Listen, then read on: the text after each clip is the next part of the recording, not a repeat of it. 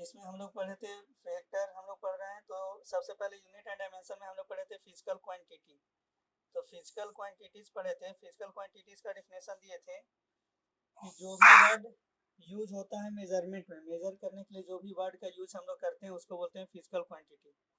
The word which use to measure is called physical quantity. जिस word का use हम लोग किसी भी चीज़ को मेजर करने के लिए करते हैं, नापने के लिए करते हैं, उसका हम लोग बोलते हैं फिजिकल क्वांटिटी। जैसे लेंथ, मास, डिस्टेंस, ये सब हो गया। ये सब क्या है, फिजिकल क्वांटिटी में। अब ये फिजिकल क्वांटिटी जो है वो दो तरह का होता है। यहीं से हम लोग वेक्टर का आया है, वेक्टर। तो फिजिकल क्वांटिटी जो है वो दो तरह का होता है। एक होता है स्केलर क्वांटिटी और दूसरा होता है वेक्टर क्वांटिटी। स्केलर हो गया तुम्हारा अदिश, स्केलर हो गया अदिश, और वेक्टर हो गया सदिश। तो ये दो क्वांटिटी हो गया, अदिश और सदिश। तो फिजिकल क्वांटिटी यहाँ पे दो तरह का है, अदिश और सदिश, स्केलर क्वांटिटी और वेक्टर क्वांटिटी। अब स्केलर क्वांटिटी किसको कहेंगे, ये सब तुम लोग 9th क्लास में पढ़ा होगा। बताओ, किसी को है मालूम तो बताओ 9th क्लास का डिफिनेशन से। यस सर, स्केलर को में जिसमें सिर्फ मैग्नीट्यूड रहता है, डायरेक्शन नहीं रहता। और वेक्टर में? वेक्टर में मैग्नीट्यूड एंड डायरेक्शन जिसमें दोनों होता है उसी को वेक्टर कहते हैं। चलिए ठीक है। तो सेम डिफिनेशन यहाँ पे भी देंगे, लेकिन वेक्टर में बस थोड़ा सा हम ऐड करेंगे न्यू डिफिनेशन भी 11th स्टैंडर्ड के अनुसार। 9th के स्टैंडर्ड से तुम सही बोला दोनों डिफिनेशन, लेकिन 11th में थोड़ा सा और मॉडिफाई हुआ है वेक्टर के लिए। तो स्केलर का वही डिफिनेशन होगा, ऐसा क्वांटिटी जिसमें कि सिर्फ क्या हो, ओनली मैग्नीट्यूड हो, ओनली मैग्नीट्यूड हो, ओनली मैग्नीट्यूड हो, नो डायरेक्शन। इसमें क्या होगा, नो डायरेक्शन, कोई डायरेक्शन नहीं होगा। और इसमें वेक्टर में क्या होगा, मैग्नीट्यूड और plus direction, magnitude plus direction दोनों होगा। तो इसको हम लोग बोलेंगे वेक्टर क्वांटिटी, जिसमें कि मैग्नीट्यूड भी हो और डायरेक्शन भी हो। ये होगा वेक्टर क्वांटिटी। और स्केलर क्वांटिटी में सिर्फ और सिर्फ क्या रहेगा, मैग्नीट्यूड रहेगा। तो यहाँ पे देखो स्केलर क्वांटिटी का डिफिनेशन है, the physical quantities which have only magnitude. ऐसा फिजिकल क्वांटिटी जो सिर्फ और सिर्फ मैग्नीट्यूड रखता है बट नो एनी डायरेक्शन, लेकिन उसमें कोई भी डायरेक्शन नहीं होता है, is known as scalar quantity. उसको हम लोग स्केलर क्वांटिटी कहेंगे। सिर्फ मैग्नीट्यूड होगा, डायरेक्शन नहीं होगा। Scalar quantities obey ordinary rule of algebra. Ordinary rule of algebra मतलब हम लोग जोड़ घटाव गुना भाग जो पढ़े हैं उस चीज़ को ये क्या करता है, फॉलो करता है। जोड़ घटाव गुना भाग ये सब को फॉलो करता है। एग्जाम्पल में हो गया डिस्टेंस, स्पीड, टाइम, मास। ठीक है, जैसे हम हो गया डिस्टेंस हो गया, तो डिस्टेंस में कोई डायरेक्शन नहीं होता है। हम बोले कि यहाँ से यहाँ तक क्या डिस्टेंस है, तो बस 10 किलोमीटर 20 किलोमीटर, ऐसे वैसे भी कहीं से भी यदि रोड ऐसे तिरछा मुड़ा हुआ है उसको भी हम लोग नाप रहे हैं तो वो डिस्टेंस हुआ। तो यहाँ पे क्या हो गया, डिस्टेंस हो गया, स्पीड हो गया, टाइम हो गया, मास हो गया। ये सब का क्या होता है, कोई भी डायरेक्शन नहीं होता है। डिस्टेंस, स्पीड, टाइम, मास, ये सब में कोई डायरेक्शन नहीं होता है। लेकिन वेक्टर क्वांटिटी अगर हम लोग बोलेंगे तो वेक्टर में मैग्नीट्यूड और डायरेक्शन दोनों होगा। तो यहाँ पे देखो वेक्टर क्वांटिटी का डिफिनेशन है, the physical quantities which have both magnitude and direction. The physical quantities which have both magnitude and direction, जिसमें मैग्नीट्यूड और डायरेक्शन दोनों रहेगा, is known as vector quantities. उसको हम लोग वेक्टर क्वांटिटीज बोलेंगे। Vector quantities also obey vector law of addition. ये देखो इंपॉर्टेंट है, यहाँ पर यही नया ऐड है कि मैग्नीट्यूड और डायरेक्शन दोनों होना चाहिए, लेकिन उसको वेक्टर्स लॉ ऑफ एडिशन को फॉलो करना चाहिए। दोनों एक साथ है, वेक्टर्स लॉ ऑफ एडिशन को फॉलो करना चाहिए। अब ये चीज़ तुम लोग का भी नहीं समझ में आएगा कि वेक्टर लॉ ऑफ एडिशन क्या होता है। यही चीज़ मेन इस चैप्टर में पढ़ना है, वेक्टर लॉ ऑफ एडिशन। यही इस चैप्टर में सबसे ज़्यादा इंपॉर्टेंट है, इसी पे पूरा चैप्टर है, वेक्टर लॉ ऑफ एडिशन पे। तो एग्जांपल में हो गया तुम्हारा force, acceleration, weight, displacement, etc. चलो थोड़ा सा इसको हम लोग देखते हैं। हम ये बता रहे हैं कि डिस्टेंस जो है ये है तुम्हारा, इधर हम स्केलर का लिख रहे हैं, स्केलर है, और इधर वेक्टर का लिख रहे हैं। और वेक्टर जो है वो डिस्प्लेसमेंट जो है वो वेक्टर है, डिस्प्लेसमेंट। अब ऐसा क्यों बोल रहे हैं कि डिस्टेंस स्केलर है और डिस्प्लेसमेंट वेक्टर है? तो डिस्टेंस स्केलर है और डिस्प्लेसमेंट वेक्टर है, इसका रीज़न ये होगा कि जैसे मान लो कोई ए से बी तक जाना है और मान लो कि रोड जो है वो इस तरह से रोड बना हुआ है और ये रोड के द्वारा ए से बी पे गया, तो रोड पकड़ कर अगर इससे ए से बी पे गया, या फिर मान लो कि रोड ऐसे बना हुआ है, ऐसे वो ए से बी पे गया, तो इस रोड से गया तो यहाँ पे हर ये पूरा डिस्टेंस यहाँ मेजर करना होगा। तो इसमें क्या क्या है, कोई फिक्स डायरेक्शन नहीं है इसके लिए, बस जैसे भी रोड है उस रोड पे उसको चलते जाना है और यहाँ पे दूरी नाप लेना है, ये हो गया डिस्टेंस। लेकिन अगर हम डिस्प्लेसमेंट बोलेंगे कि ए से बी के बीच का क्या है डिस्प्लेसमेंट, ए से बी के बीच का, तो मान लो कि रोड ऐसे बना हुआ है, जीरो ना सर, क्या जैसे डिस्प्लेसमेंट शॉर्ट जो रहता है हाँ, सबसे न्यूनतम दूरी वही ना होता है सर। मान लो कि रोड इस तरह से बना हुआ है और वो इस रास्ता से गया ए से बी पे, इस रास्ता से गया, लेकिन हम उसे बोलेंगे कि डिस्प्लेसमेंट कितना हुआ, तब वो डिस्प्लेसमेंट नहीं बता पाएगा, कहेगा कि ये तो ये रास्ता से होकर के गया, तो वो डिस्प्लेसमेंट नहीं बता पाएगा। डिस्प्लेसमेंट जो होता है वो शॉर्टेस्ट डिस्टेंस होता है, दोनों पॉइंट के बीच का सबसे कम जो डिस्टेंस होगा, सबसे शॉर्टेस्ट डिस्टेंस, वो शॉर्टेस्ट डिस्टेंस जो है वो होगा डिस्प्लेसमेंट। तो यहाँ पे दोनों पॉइंट के बीच का शॉर्टेस्ट डिस्टेंस जो है वो हम लोग को यहाँ पे लेना है, तो सबसे शॉर्टेस्ट डिस्टेंस जो है वो डिस्प्लेसमेंट होगा। तो ए से डायरेक्ट यहाँ पे हमको जाना है बी पे, तो ए से डायरेक्ट बी पे जाना है, तो ए से डायरेक्ट बी पे जाने का यही एक रास्ता है, इसके अलावा और भी कोई रास्ता हो ही नहीं सकता है। कितना भी सोच लो कि कोई रास्ता कि जिससे हम, अगर मान लो कि कोई कहा कि सर हम ऐसे जाएंगे और ऐसे जाकर ऐसे जाएंगे, तो ये भी शॉर्टकट नहीं हुआ। शॉर्टकट, सबसे शॉर्टकट यही हुआ ए से बी पे जाने का। तब इस शॉर्टकट में जाने के लिए फिक्स है कि हमको इसी डायरेक्शन में जाना होगा, इसलिए यहाँ पे डायरेक्शन फिक्स हो जाता है कि डिस्टेंस के साथ साथ डायरेक्शन का भी ज़रूरत है। और यहाँ पे क्या है, डायरेक्शन का कोई ज़रूरत नहीं है, वो अपना रोड पकड़ा, रोड से अपना चलते गया और रोड का नापी किया, रोड का नापी से वो डिस्टेंस बता दिया। तो रोड पे जो नापी लिखा हुआ रहता है वो डिस्टेंस का रहता है, अलग अलग यहाँ पे बोर्ड लिखा हुआ रहता है, यहाँ से यहाँ तक इतना किलोमीटर, यहाँ से यहाँ तक इतना किलोमीटर, तो वो क्या रहता है, डिस्टेंस मेजर किया हुआ रहता है, डिस्प्लेसमेंट नहीं। अगर डिस्प्लेसमेंट मेजर किया हुआ रहेगा तब तो गाड़ी ज़्यादा चलेगा और उसको लगेगा कि हम कम दूरी तय किए हैं, तो ये चीज़ नहीं। तो यहाँ पे डिस्प्लेसमेंट जो है ये हुआ शॉर्टेस्ट डिस्टेंस, ए से बी के बीच का शॉर्टेस्ट डिस्टेंस। जैसे मान लो कि कोई गया तुम्हारा, मान लो चतरा से रांची गया, तो चतरा से रांची गया, तो चतरा से रांची जाने में उसका रोड जो है वो बहुत घुमावदार है, इस तरह से घुमावदार है। या ना तो मान लो पटना से रांची चल रहे हैं, पटना से रांची वो जा रहा है, तो पटना से वो रांची जा रहा है, कोई स्टूडेंट पटना से जा रहा है वो रांची, तो अगर वो पटना से रांची जा रहा है वो स्टूडेंट, तो पटना से रांची जाने के लिए वो बाई रोड गया या बाई ट्रेन गया, किसी भी तरह से वो गया, तो ट्रेन या रोड जो है वो क्या है, घूम घूम करके जा रहा है, वो सीधा नहीं है। और दूसरा आदमी जो है वो गया एरोप्लेन से, गया डायरेक्ट यहाँ पटना से उड़ा, एरोप्लेन से वो रांची चला गया। तो यहाँ पे एरोप्लेन से जो गया तो ये शॉर्टेस्ट गया, सबसे शॉर्टकट गया, मतलब थोड़ा सा, पूरा शॉर्टकट तो नहीं मान सकते हैं, एरोप्लेन भी यहाँ से उड़ा फिर टेकअप किया, टेक ऑफ किया, तो उस सबको निगलेक्ट कर दें तो मान लेंगे कि एरोप्लेन सीधा गया और रेल या फिर इससे सड़क से हम लोग गए रोड से, तो वो घूम करके गए। तो यहाँ पे डिस्प्लेसमेंट के लिए डायरेक्शन का ज़रूरत हुआ और डिस्टेंस के लिए डायरेक्शन का कोई ज़रूरत नहीं है, इसीलिए जो है वो डिस्टेंस जो है वो तुम्हारा, ये डिस्टेंस जो है वो तुम्हारा, हाँ जी ठीक है, बहुत अच्छा। तो ये जो डिस्टेंस है, ये डिस्टेंस है वो तुम्हारा स्केलर क्वांटिटी हो गया, और डिस्प्लेसमेंट जो है ये हो गया वेक्टर क्वांटिटी हो गया। अब इसी से हम लोग वेक्टर स्केलर में देखते हैं। स्केलर में तुम्हारा है, स्केलर में है तुम्हारा स्पीड, स्पीड, और वेक्टर क्वांटिटी में आ जाता है तुम्हारा वेलोसिटी, वेलोसिटी। अब क्यों स्पीड को हम लोग, स्पीड में होता है चाल और वेक्टर, वेलोसिटी का हिंदी होता है वेग। तो चाल होता है स्केलर क्वांटिटी और वेलोसिटी होता है वेक्टर क्वांटिटी। तो स्पीड में क्या होता है, स्पीड जो होता है वो होता है डिस्टेंस बाई टाइम, और वेलोसिटी होता है displacement by time, displacement by time.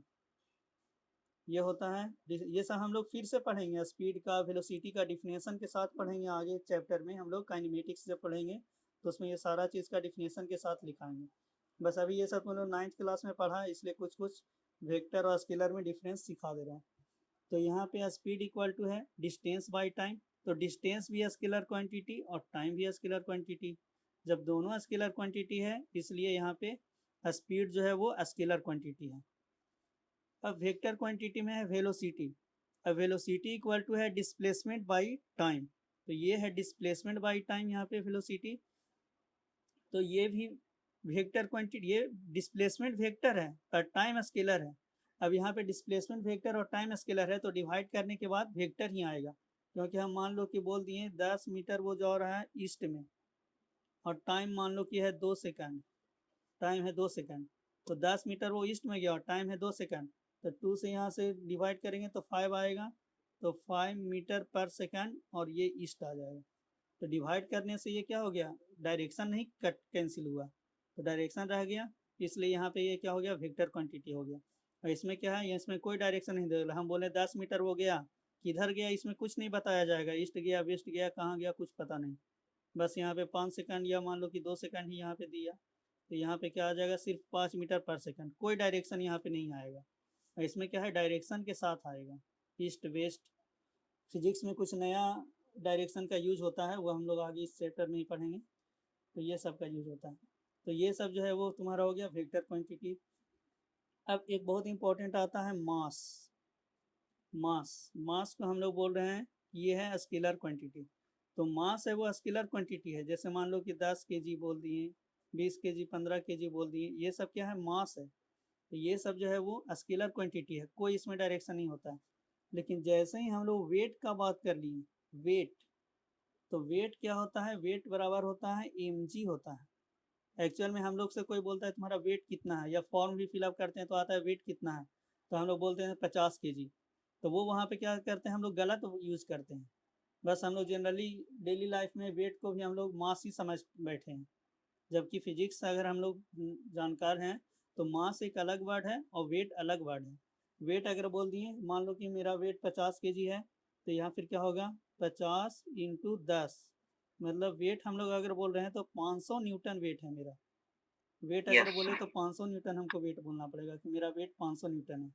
लेकिन जनरली डेली लाइफ में सब लोग वेट को ही मास मान बैठा है, तो हम लोग जनरली चल जाता है वहाँ पे, या फॉर्म फिलअप में भी चल जाता है। तो यहाँ पे क्या हो गया तुम्हारा 500 न्यूटन। ये एक्चुअल में क्या है, ये फोर्स को बताता है वेट। तो यहाँ पे न्यूटन, फोर्स का भी डायरेक्शन होता है mg। कोई किसी भी फोर्स लग रहा है तो नीचे की तरफ लग रहा है, ग्रेविटेशनल फोर्स, इसलिए इसमें भी क्या है, डायरेक्शन है कि नीचे की तरफ फोर्स लग रहा है। तो यहाँ पे ये क्या हो रहा है, 500 न्यूटन। या फिर वेटिंग मशीन रहता है, तो वेटिंग मशीन में भी क्या होता है, हम लोग मेजर करते हैं, तो उस पर जब हम लोग चढ़ते हैं मेजर करने के लिए, कोई चढ़ता है वेटिंग मशीन पे, तो वहाँ पे भी क्या होता है, वो डिवाइड करके कैलकुलेट करके देता है मशीन। वो एक्चुअल में 500 न्यूटन मेजर करता है, लेकिन उसमें ऐसा फिक्स किया हुआ रहता है कि 500 अगर आएगा तो ये 50 दिखाएगा, 600 अगर आएगा तो ये 60 दिखाएगा, और इससे वो मशीन वेटिंग मशीन की तरह काम करने लगता है। लेकिन एक्चुअल में जब हम उस पर खड़ा होते हैं तो 60 केजी अगर मेरा वेट है तो वो 600 न्यूटन मेजर किया, 500 है तो वहाँ पे क्या है, सिंपल है, उसमें ऐसा कुछ फिक्स कर देंगे कि 600 आए तो 60 दिखाए, 500 आए तो 50 दिखाए। ऐसा ही करके बनाया हुआ है वेटिंग मशीन। इसलिए मास जब भी आएगा तो स्केलर क्वांटिटी, और वेट आएगा तो वेक्टर क्वांटिटी। इसी तरह से और भी हम लोग बहुत सारा पढ़ेंगे आगे। तो अभी हम सिर्फ छोटा सा एग्जांपल दिए हैं। फिर वेक्टर में आ जाएगा तुम्हारा फोर्स, एक्सेलरेशन, ये सब क्या हो जाएगा, वेक्टर में आ जाएगा। स्केलर में आ जाएगा तुम्हारा वर्क, वर्क जो है वो जूल होता है, कोई इसमें नहीं होता है। तो बहुत सारा एग्जांपल है, जितना हम लोग पढ़ेंगे अभी पढ़ते जाएंगे हर चैप्टर 11 12 में, सब में हम लोग सारा क्वांटिटी को वेक्टर स्केलर में ये कर देंगे, डिवाइड कर देंगे, कौन वेक्टर है कौन स्केलर है। चलो यहाँ तक सबको क्लियर, कुछ नहीं ना पूछना है? नहीं सर, क्लियर क्लियर है। अब देखो यहाँ पे जो है, अगर मान लो कि कोई फिजिकल क्वांटिटी है, जैसे हम लोग 9th क्लास में पढ़े कि फिजिकल क्वांटिटी उसको बोलेंगे जिसमें मैग्नीट्यूड और डायरेक्शन दोनों रहे। लेकिन यहाँ पे कह रहा है कि the physical quantities which have both magnitude and direction. अगर कोई फिजिकल क्वांटिटीज मैग्नीट्यूड और डायरेक्शन दोनों रखे हुए हैं but not obey vector law of addition, लेकिन वो वेक्टर लॉ ऑफ एडिशन को फॉलो नहीं करता है। The physical quantity which have both magnitude and direction but not obey vector law of addition is called scalar quantity. तो उसको हम लोग बोलेंगे स्केलर क्वांटिटी। मैग्नीट्यूड और डायरेक्शन दोनों है तो 9 क्लास के हिसाब से क्या होना चाहिए, मैग्नीट्यूड और डायरेक्शन दोनों है तो वेक्टर होना चाहिए। लेकिन यहाँ पे कह रहा है कि अगर मैग्नीट्यूड और डायरेक्शन दोनों है लेकिन वेक्टर लॉ ऑफ एडिशन को फॉलो नहीं कर रहा है। अब तुम लोग अभी वेक्टर लॉ ऑफ एडिशन नहीं पढ़े हो, आगे पढ़ेंगे हम लोग, तो उसको हम लोग वेक्टर नहीं बोलेंगे। जैसे कि यहाँ पे दिया गया है करेंट, एग्जाम्पल में तुम्हारा current, electric current. Electric current जो फ्लो होता है किसी भी परिपथ में, तो इलेक्ट्रिक करंट फ्लो होता है तो वहाँ पे हम लोग डायरेक्शन दिखाते हैं, बैटरी लगा हुआ रहता है तो उसमें हम लोग डायरेक्शन दिखाते हैं कि इस डायरेक्शन में करंट फ्लो हो रहा है, इस डायरेक्शन में करंट फ्लो हो रहा है ये दिखाते हैं।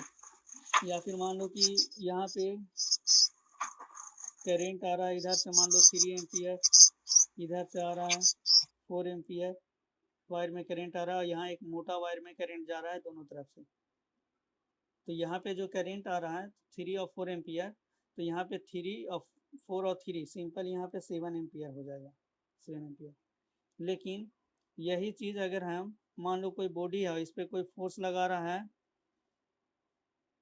इस पर मान लो चलो कोई बॉडी है, इस पर कोई फोर्स लगा रहा है, इधर मान लो 100 न्यूटन और इधर मान लो कोई फोर्स लगा रहा है 50 न्यूटन, तब इस पर नेट फोर्स कितना हो जाएगा, 50 न्यूटन। 50 न्यूटन। इधर 100 लगाया, इधर 50 लगाया, अब दोनों को जोड़ रहे हैं तो यहाँ पे क्या कर रहे हैं हम लोग, सिंपल माइनस कर दे रहे हैं। तो यहाँ पे हम लोग माइनस कर दे रहे हैं, जोड़ नहीं रहे हैं, माइनस कर रहे हैं। लेकिन इसमें हम लोग डायरेक्शन से कोई मतलब नहीं रख रहे हैं। यहाँ पे जो है वो डायरेक्शन से मतलब नहीं है, हम लोग बस 4 और 3 को ऐड करके 7 एम्पियर कर दिए, इसमें डायरेक्शन हम लोग नहीं देख रहे हैं। या फिर मान लो कि कोई किसी बॉडी पे 2 फोर्स लग रहा है, एक इधर से मान लो कि 3 न्यूटन लग रहा है और इधर से मान लो कि 4 न्यूटन लग रहा है, तब ये दोनों को ऐड करेंगे तो 7 नहीं आएगा, ये दोनों को ऐड करेंगे तो 7 न्यूटन नहीं आएगा, ये कुछ और आएगा। ठीक है, तो वो हम लोग आगे सिखाएंगे कि 3 और 4 को ऐड करेंगे, एक्चुअल में यहाँ पे 5 आएगा। वेक्टर लॉ ऑफ एडिशन से 3 और 4 को ऐड करेंगे, वेक्टर लॉ ऑफ एडिशन आगे हम सिखाएंगे, तो वहाँ पे 5 आएगा। तो अगर यहाँ पे 3 एम्पियर और 4 एम्पियर का 5 एम्पियर आ जाता तो हम बोल देते कि vector of law of addition को फॉलो करेगा, फॉलो कर रहा है ऐसे तो हो जाता वेक्टर। लेकिन यहाँ पे उस चीज़ को फॉलो नहीं कर रहा है, इसलिए ये स्केलर क्वांटिटी है। तो यहाँ पे करंट के पास मैग्नीट्यूड और डायरेक्शन दोनों रहते हुए, दोनों है, उसके बावजूद क्या है, करंट जो है वो स्केलर क्वांटिटी है। और भी है स्केलर क्वांटिटी में, करंट हो गया, प्रेशर हो गया, प्रेशर बराबर होता है फोर्स बाय एरिया, तो ये भी वेक्टर होना चाहिए लेकिन फिर भी इसको स्केलर बोल रहा है, प्रेशर। फिर हो गया सरफेस टेंशन, तो बहुत सारा वर्ड है जो अभी तुम लोग को नहीं समझ में आएगा, सरफेस टेंशन नहीं पढ़े हो, अभी नहीं समझ में आएगा। तो अभी बस यही समझो कि जिसमें मैग्नीट्यूड और डायरेक्शन दोनों हो बट वो वेक्टर लॉ ऑफ एडिशन को फॉलो नहीं कर रहा है, तो उसको हम लोग वेक्टर क्वांटिटी नहीं बोलेंगे।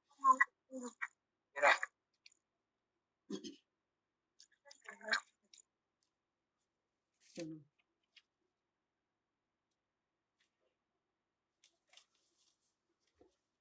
अब है कि हम लोग वेक्टर को रिप्रेजेंट कैसे करेंगे, वेक्टर को रिप्रेजेंट करना है तो रिप्रेजेंट कैसे करेंगे वेक्टर को। अब यहाँ से कुछ कुछ इस चैप्टर के का यूज के लिए हम लोग आगे बढ़ रहे हैं कि कैसे कैसे हम लोग यूज करेंगे इसमें।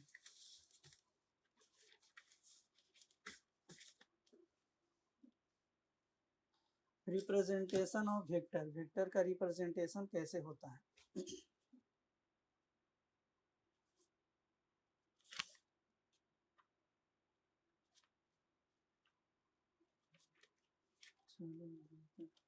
तो रिप्रेजेंटेशन ऑफ वेक्टर हम लोग देखते हैं, तो वेक्टर को रिप्रेजेंट कैसे करते हैं। वेक्टर को रिप्रेजेंट हम लोग करते हैं एक एरो से, इस तरह से ये एक एरो बना दिए, इस एरो से हम लोग वेक्टर को रिप्रेजेंट करते हैं। ये एरो बना रहे हैं, इसको जो है इस पॉइंट को पीछे का जो भाग है इसको हम लोग सब बोलते हैं टेल, इसको बोलते हैं टेल। और ये जो आगे का भाग है इसको हम लोग सब बोलते हैं हेड। तो इसको बोलते हैं टेल और इसको बोलते हैं हेड। यस सर, सी राम। टेल को है इसको हम लोग इनिशियल पॉइंट भी बोल सकते हैं, इनिशियल पॉइंट। और हेड जो है इसको हम लोग फाइनल पॉइंट नहीं बोलते हैं, इसको बोलते हैं डायरेक्शन ऑफ वेक्टर, मतलब किस डायरेक्शन में जा रहे हैं उस चीज़ को ये बताता है। और ये बताता है कहाँ से स्टार्ट किए हैं, तो ये इनिशियल पॉइंट को, और ये फाइनल नहीं, डायरेक्शन ऑफ वेक्टर को बताता है। और इस एरो का जो लेंथ होगा, इस एरो का जो लेंथ होगा, ये लेंथ बताएगा तुम्हारा मैग्नीट्यूड ऑफ वेक्टर। इसका जो लेंथ होगा वो बताएगा मैग्नीट्यूड ऑफ वेक्टर, ये वेक्टर का मैग्नीट्यूड को बताएगा। तो ये टेल जो है वो इनिशियल पॉइंट को बताएगा, हेड जो है वो डायरेक्शन ऑफ वेक्टर को बताएगा, और इसका जो लेंथ है वो बताएगा मैग्नीट्यूड ऑफ वेक्टर को। तो यही चीज़ है यहाँ पे लिखा हुआ है। इस चीज़ को और क्लियर होगा, आगे हम लोग क्वेश्चन करेंगे तो ये और भी क्लियर होगा। इसमें है vector is represented by an arrow. Vector को जो है वो हम लोग एक एरो से रिप्रेजेंट करते हैं, एरो से रिप्रेजेंट करते हैं। टेल ऑफ एरो, एरो का जो टेल है, tail of arrow show initial point of vector, वो वेक्टर का इनिशियल पॉइंट को शो करेगा। फिर है head of arrow show direction of vector, इसका जो हेड है एरो का वो डायरेक्शन ऑफ वेक्टर को शो करेगा। Length of arrow show magnitude of vector, इसका जो लेंथ है वो मैग्नीट्यूड को शो करेगा। बस यही इतना चीज़ समझना है इसमें। अब हम लोग representation of symbol of quantity, किसी भी क्वांटिटी का सिंबल को हम लोग कैसे रिप्रेजेंट करते हैं। अगर वो वेक्टर है तो उसको रिप्रेजेंट करने का एक अलग तरीका है। जैसे मान लो हम लोग डिस्टेंस है, तो डिस्टेंस का भी सिंबल हम लोग एस देते हैं, लेकिन डिस्प्लेसमेंट अगर हम लोग बोल रहे हैं डिस्प्लेसमेंट, तो इसका जो एस को सिंबल है बना देंगे सर। हाँ एस देंगे और इसके ऊपर एरो बना देंगे। जैसा ही एरो दिख गया किसी सिंबल के ऊपर, समझ लो कि वो वेक्टर है। तो उतना बड़ा हम स्टेटमेंट नहीं लिख करके बस वो उसका सिंबल लिख करके ऊपर एरो डाल देंगे, तो वो बता देगा कि वो वेक्टर क्वांटिटी को रिप्रेजेंट कर रहा है। अगर मान लो तुम्हारा ये स्पीड है, तो स्पीड है तो इसको भी v से डिनोट करते हैं। अगर वेलोसिटी है तो वेलोसिटी को हम लोग v लिख कर ऊपर एरो डाल देंगे। तो v लिख कर अगर ऊपर से एरो डालते रहें तो वो वेक्टर को रिप्रेजेंट कर रहा है। तो वही चीज़ यहाँ पे है।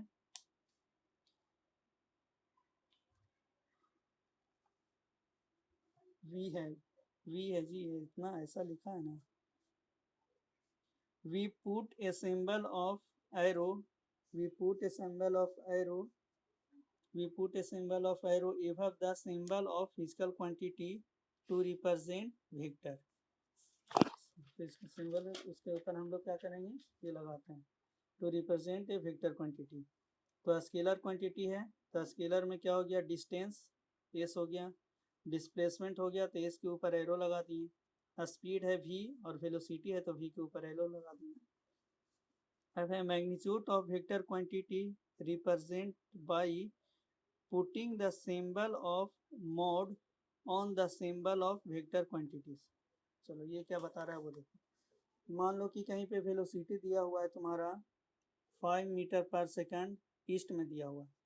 अब कोई बोला कि नहीं हमको डायरेक्शन से मतलब नहीं है, हमको इसका सिर्फ मैग्नीट्यूड चाहिए। तो अगर सिर्फ इसका मैग्नीट्यूड चाहिए तो किसी वेक्टर क्वांटिटी से हमको मैग्नीट्यूड निकालना है, तो वहाँ पे क्या करेंगे, ऐसे दोनों तरफ ये वर्टिकल लाइन खींच देंगे, उस सिंबल के दोनों तरफ वर्टिकल लाइन खींच देंगे, मतलब वेक्टर वाला लिख करके और इसका दोनों तरफ वर्टिकल लाइन खींच देंगे।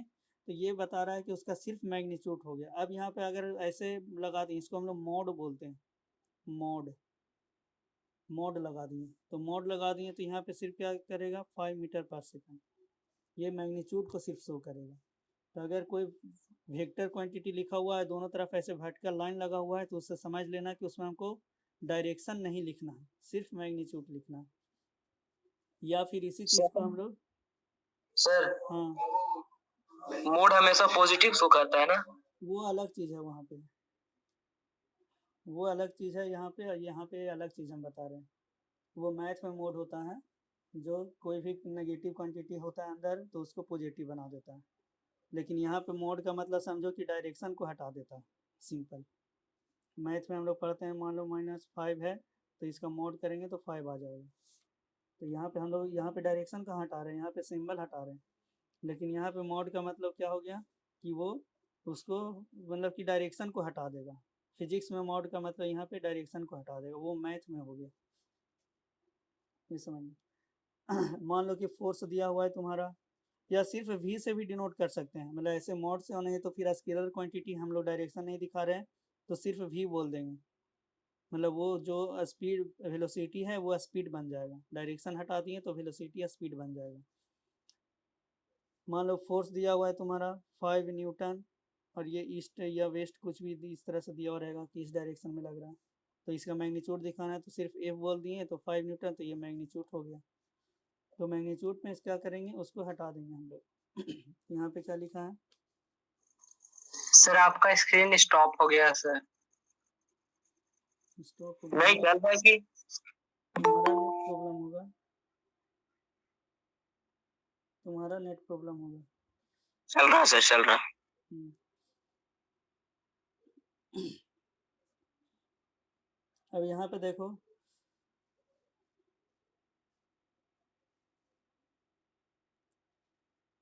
वेलोसिटी है 5 मीटर पर सेकंड ईस्ट में दिया हुआ है, तो ये वेक्टर है, इसमें मैग्नीट्यूड भी है और डायरेक्शन भी है, इसमें मैग्नीट्यूड और डायरेक्शन दोनों है। लेकिन मैग्नीट्यूड और वेलोसिटी निकालना है तो ये मॉड भी करेंगे, तो यहाँ पे v इक्वल टू क्या हो गया 5 मीटर पर सेकंड, तो मॉड लगा देने से सिर्फ डायरेक्शन हट जाता है, ये समझो। अब हम लोग यहाँ पे इंपॉर्टेंट की ओर चल रहे हैं, न्यूमेरिकल की ओर अब धीरे धीरे हम लोग बढ़ रहे हैं। ये हो गया वेक्टर का बेसिक हम लोग पढ़ चुके हैं, अब हम लोग आगे इसके न्यूमेरिकल के लिए चल रहे हैं। तो एक क्लास मेरा बहुत इंपॉर्टेंट है, लगेगा कि हाँ ये सब तो आसान चीज़ बता रहे हैं सर, लेकिन यही सब चीज़ में आगे जब बड़ा न्यूमेरिकल करेंगे तो यही सब चीज़ में ज़्यादा प्रॉब्लम होगा। देखने में लग रहा है कि बहुत आसान चीज़ बता रहे हैं, लेकिन आगे अभी तक आगे न्यूमेरिकल बताने में, जेईई मेन का क्वेश्चन ये सब बनाने में यही सब छोटा छोटा पॉइंट के चलते फिर क्वेश्चन गलत हो जाता है। अब हम लोग फिजिक्स में आते हैं, तो फिजिक्स में हम लोग डायरेक्शन को हम लोग देखते हैं। तो डायरेक्शन हम लोग दो तरह का डायरेक्शन हम लोग पढ़ते हैं। सबसे पहले हम लोग डायरेक्शन पढ़ रहे हैं जो हम लोग यूज करते हैं, बहुत इंपॉर्टेंट ये बता रहे हैं, ठीक है, इसलिए ध्यान से इसको समझना सब लोग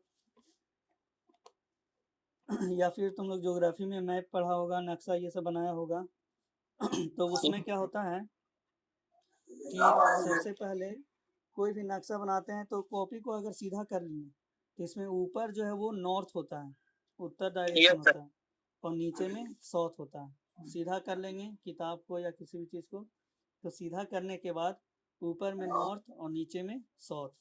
तो अगर हम लोग बना रहे हैं मान लो इस तरह से डायरेक्शन, तो ये ऊपर में जो है ये हो गया नॉर्थ, और नीचे में जो है ये हो गया साउथ। तो नॉर्थ हो गया, ये उत्तर हो गया नॉर्थ, ठीक है, नॉर्थ हो गया उत्तर डायरेक्शन, ये साउथ हो गया दक्षिण। और ये दायां हाथ जो है वो दायां हाथ की तरफ जो है वो इधर हो जाएगा ईस्ट, और इधर हो जाएगा वेस्ट। तो इधर नॉर्थ, इधर साउथ, इधर ईस्ट और इधर वेस्ट, ये चार डायरेक्शन हम लोग देखेंगे। अब इसमें जो है नॉर्थ साउथ ईस्ट वेस्ट हो गया चार डायरेक्शन। उसके बाद अगर ये दोनों के बीच में कहीं पे डायरेक्शन आ रहा है, नॉर्थ और ईस्ट ये दोनों के बीच में एकदम अगर कोई डायरेक्शन आ रहा है नॉर्थ और ईस्ट के बीच में, तो यहाँ पे जो है इधर भी 45 डिग्री और इधर भी 45 डिग्री बनना चाहिए। तो अगर बीच में जा रहा है तो इस डायरेक्शन को हम लोग बोलते हैं north east direction, north east, ये हम लोग बहुत इंपॉर्टेंट है ये। रेन वाला क्वेश्चन करेंगे वेक्टर में और आगे रेन प्रॉब्लम, तो इसमें ये सब डायरेक्शन का यूज बहुत होगा। तो यहाँ पे क्या हो गया, नॉर्थ ईस्ट डायरेक्शन हो गया। अगर नॉर्थ और वेस्ट ये दोनों के बीच में है, जैसे हम लोग इसको बोलेंगे उत्तरी पूर्वी, उत्तरी पूर्वी होता है तो नॉर्थ ईस्ट हो गया। इधर हो गया नॉर्थ और वेस्ट, मतलब इससे हम लोग होते हैं ऊपर वाला जो है ना। अब तुम लोग बोलोगे सर ईस्ट नॉर्थ क्यों नहीं बोले, लेकिन जनरली जो है ईस्ट नॉर्थ भी बोल सकते हैं, लेकिन जनरली रिप्रेजेंट करने का है कि नॉर्थ और साउथ को पहले लिखते हैं, नॉर्थ ईस्ट। और यहाँ भी बोलेंगे हम लोग नॉर्थ वेस्ट। अगर बीचों बीच में है तो बीचों बीच में है तो इसमें हम लोग जनरली नॉर्थ को पहले लिखते हैं फिर वेस्ट को लिखते हैं। अब इधर अगर लिखना है बीच में तो इधर जो है वो पहले हम लोग साउथ को लिखेंगे, यहाँ पे हो जाएगा साउथ वेस्ट। इधर बीच में आएगा तो यहाँ पे हो जाएगा साउथ ईस्ट। ये हो गया सिंपल। अब इसमें सबसे ज़्यादा इम्पोर्टेंट जो है वो ये पॉइंट है, मान लो हम बोलिए 30 डिग्री साउथ ऑफ ईस्ट, ये सबसे इम्पोर्टेंट पॉइंट बता रहे हैं।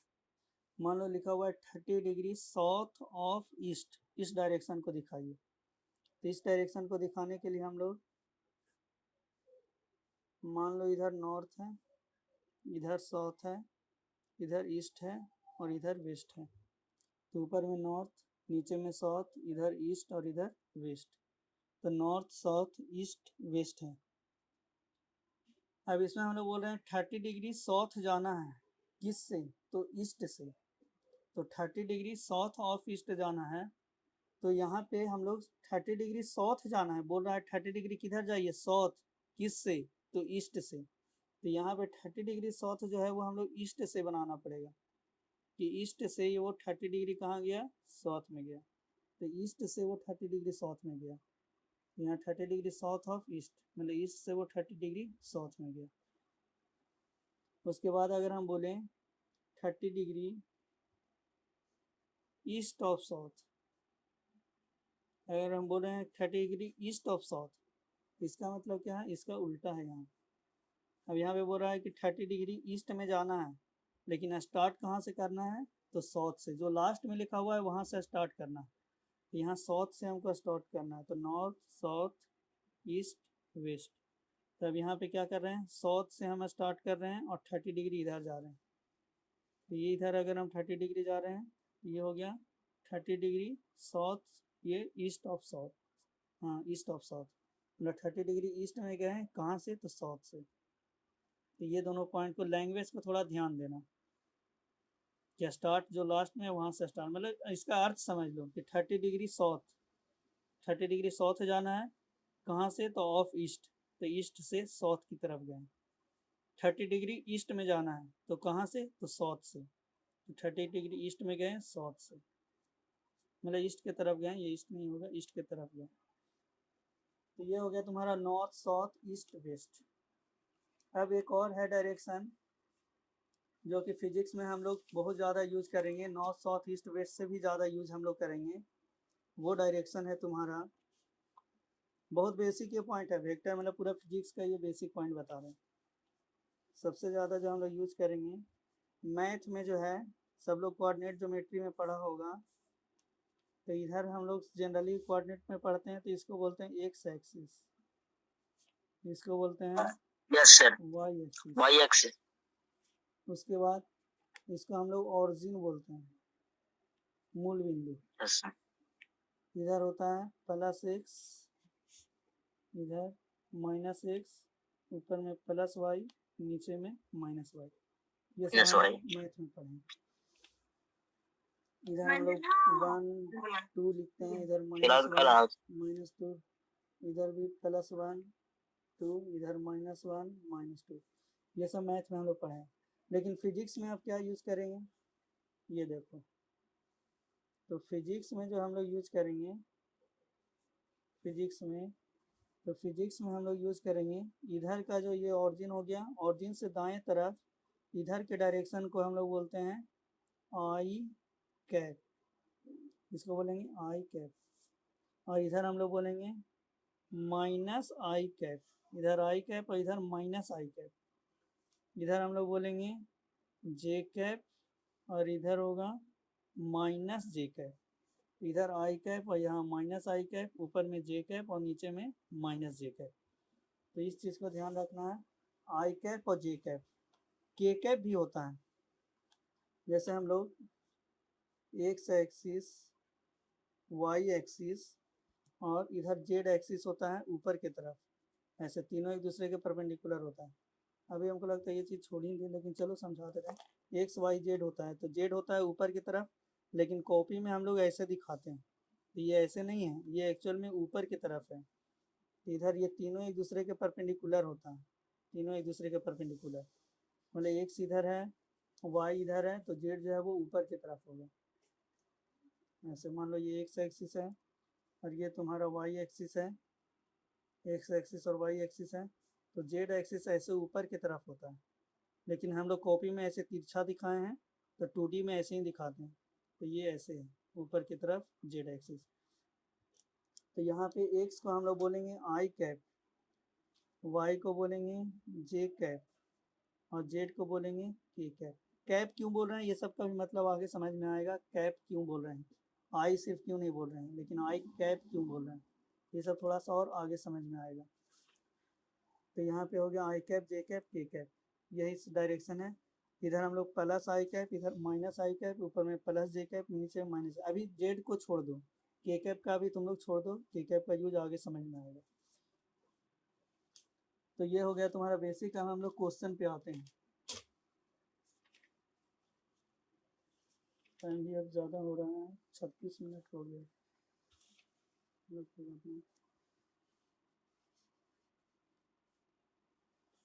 देखो, मान लो कि यहाँ पे हम लोग बोल रहे हैं कि वेलोसिटी को रिप्रेजेंट कीजिए, v1 इक्वल टू 5 मीटर पर सेकंड ईस्ट है, v2 है, ये है 10 मीटर पर सेकंड वेस्ट, v3 है, ये है 15 मीटर पर सेकंड नॉर्थ। बहुत इंपॉर्टेंट ये बता रहे हैं, तभी तुम्हारा एससी वर्मा ये सब का न्यूमेरिकल बन पाएगा, अगर ये सब रिप्रेजेंट करने आ जाएगा तब, नहीं तो फिर एससी वर्मा ये सब का न्यूमेरिकल नहीं बन पाएगा। तो इधर हो गया तुम्हारा 5 मीटर पर सेकंड ईस्ट, 10 मीटर पर सेकंड वेस्ट, 15 मीटर पर सेकंड नॉर्थ और 20 मीटर पर सेकंड साउथ। तो ये सबको हमको रिप्रेजेंट करना है। अंकित चला गया जी।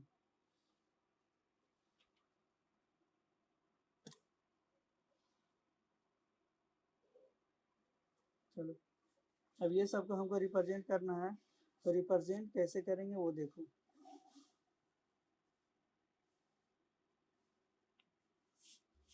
यहाँ पे मान लो तुम्हारा ये हो गया नॉर्थ, इधर हो गया साउथ, इधर हो गया ईस्ट और इधर हो गया वेस्ट। तो नॉर्थ साउथ ईस्ट और वेस्ट है।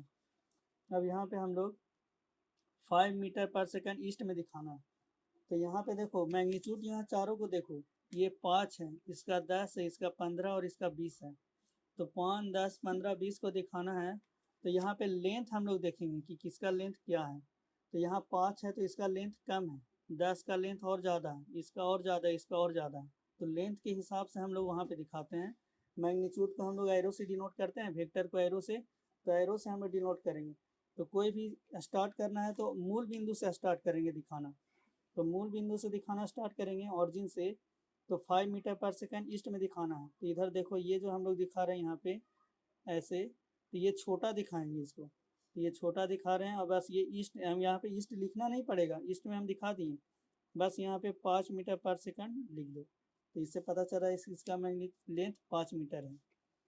खुद से मान लेना है, मतलब ये नहीं कि स्केल से नापना है कि यहाँ पे 5 सेंटीमीटर हो रहा है कि नहीं, हम अपने खुद से मान सकते हैं कि इतना लेंथ को हम 5 मीटर पर सेकंड, जैसे भारत का नक्शा होता है तो उतना छोटा सा नक्शा में पूरा भारत को दिखा देता है, तो क्या भारत उतना छोटा है, तो वहाँ पे खुद पे मान लेते हैं हम लोग कि इतना छोटा को हम लोग 5 मान लिए।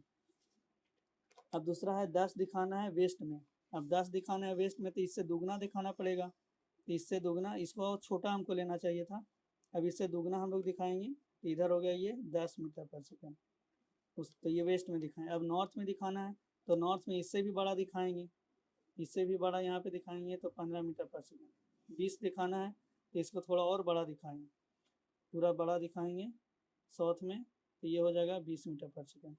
तो इस तरह से हम लोग रिप्रेजेंट कर देंगे। अब अगर मान लो रिप्रेजेंट करने के लिए तुम्हारा फोर्स दिया हुआ 10 न्यूटन आई कैप, F2 दिया हुआ है ऐसे -15 न्यूटन जे कैप, F3 दिया हुआ है -20 न्यूटन आई कैप और F4 दिया हुआ है 30 न्यूटन जे कैप। अब ये सबको दिखाना है, तो ये सबको दिखाने के लिए रिप्रेजेंट करने के लिए हम लोग क्या करेंगे, सिंपल यहाँ पे बनाएंगे, इधर आई कैप, इधर माइनस आई कैप, ऊपर में जे कैप, नीचे में माइनस जे कैप। अब यहाँ पे आई कैप हमको दिखाना है, तो आई कैप यहाँ पे क्या है 10 न्यूटन है, तो 10 न्यूटन है आई कैप के डायरेक्शन में, तो 10 न्यूटन दिखाना है। अब यहाँ पे देख लेंगे ये 10 है, ये 15 है, ये 20 है, ये 30 है, तो 10 15 20 30 है, तो ये छोटा, इससे थोड़ा बड़ा ये, इससे भी बड़ा ये और इससे भी बड़ा इसको दिखाना।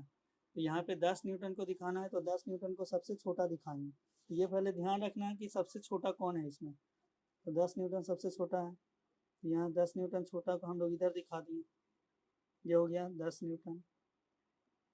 उसके बाद फिर 15 न्यूटन दिखाना है जे कैप के डायरेक्शन में, तो इसे थोड़ा सा बड़ा दिखा देंगे, इधर ये हो गया 15 न्यूटन। अब जे कैप लिखना जरूरी नहीं है, वो इससे ही पता चल रहा है कि आई में है, जे में है, सॉरी यहाँ पे माइनस जे है, देखो 15 न्यूटन है लेकिन यहाँ पे क्या है माइनस लगा हुआ है, वही तो सर। हाँ हाँ गलती हो गया यहाँ पे, यहाँ 15 न्यूटन है लेकिन यहाँ पे आगे में माइनस लगा हुआ है, माइनस लगा हुआ है इसका मतलब ये एक्चुअल में है नीचे का 15 न्यूटन और माइनस जे कैप, माइनस जे कैप में यहाँ आगे में माइनस लगा देता है, तो ये 15 न्यूटन हमको नीचे में दिखाना होगा।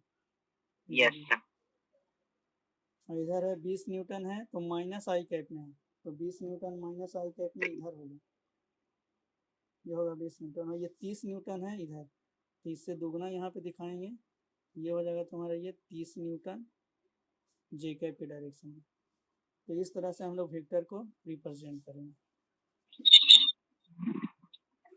तो आज हम बहुत ज़्यादा बता दिए तुम लोग को, पूरा वेक्टर में आगे तक लेके चलेंगे। यस सर, आ गया समझ में जितना बताएं। कल से हम लोग पढ़ेंगे शिफ्टिंग ऑफ वेक्टर, ये बहुत इंपॉर्टेंट है, तभी न्यूमेरिकल इससे भी मतलब हर एक बहुत छोटा छोटा तोड़ तोड़ कर ब्रेक करके बता रहे हैं, इतना ब्रेक करके तुम्हारा कहीं नहीं, कोई किताब में भी नहीं है, ना कोई यूट्यूब चैनल में भी देखोगे तो इतना ब्रेक करके कहीं नहीं बताया गया, पूरा एकदम बेसिक हम उसको ब्रेक करके बता रहे हैं। तो कल हम लोग पढ़ेंगे शिफ्टिंग ऑफ वेक्टर, वेक्टर को शिफ्ट कैसे करते हैं, shifting yes of sir. Vector जानेंगे तभी हम लोग को एंगल बिटवीन द वेक्टर ये सब मालूम चलेगा, फिर ये सब और बहुत सारा हम लोग आगे पढ़ेंगे। तो रेगुलर अपना क्लास में बने रहो, और भी सब लोग को मोटिवेट करो जी, अपने साथी लोग को जो तुम्हारे अच्छा अच्छा मार्क्स लाया है उन लोग को कहो क्लास ज्वाइन करने, क्योंकि तुम लोग अपना ग्रुप बनाओ, अपना जितना तेज लड़का का ग्रुप रहेगा तुम्हारे साथ, जितना ज़्यादा तेज लड़का रहेगा उतना ज़्यादा कंपटीशन बनेगा, और कंपटीशन बनेगा तब उसके कारण तुम पढ़ पाओगे, ये मत सोचो कि हाँ वो हमसे ज़्यादा तेज हो जाएगा वो भी पढ़ने लगेगा, तो क्योंकि जितना तुम जब भी दोस्ती करो तो अपने से अच्छा बच्चा से करो, और अच्छा बच्चा से दोस्ती करने के लिए और अच्छे लोग को जोड़ो इसमें, तो माहौल उससे बनेगा, अगला वो क्वेश्चन बनाएगा तो तुमको भी लगेगा हम भी क्वेश्चन बनाए। ऐसे क्या होता है कि एक ही बच्चा क्वेश्चन बना रहा है तो लगता है चलो हम ही सबसे ज़्यादा तेज हैं, जबकि तेज का कमी नहीं है। यहाँ टेंथ से कोई फ़र्क नहीं पड़ता है, टेंथ में क्या मार्क्स लेकर के आ गया क्या किया, कुछ तो फ़र्क पड़ता है लेकिन बहुत ज़्यादा इससे कोई मायने नहीं है।